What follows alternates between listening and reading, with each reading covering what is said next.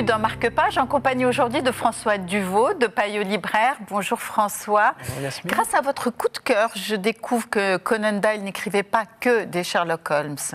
Est-ce que vous pouvez me parler de ce roman ? Alors ça, ce n'est pas un roman à proprement parler. Pour la petite histoire, Conan Doyle ne souhaitait pas passer à la postérité avec Sherlock Holmes, mais il y est passé quand même.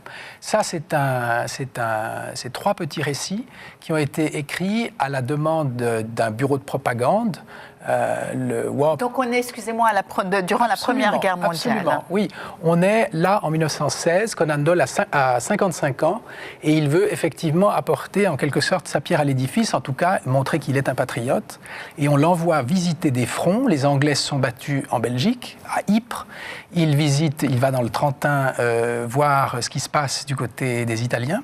Et puis il va en Argonne, visiter les troupes françaises.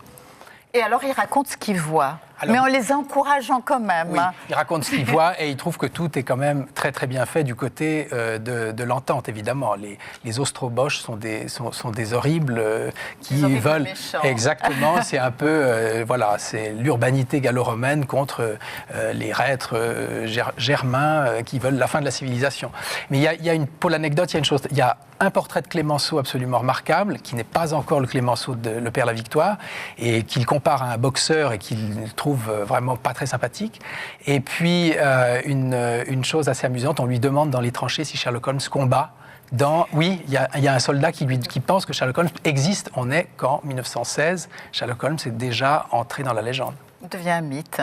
Merci François. Ce livre est disponible chez votre libraire. Marque-Page, c'est terminé. À bientôt sur la télé.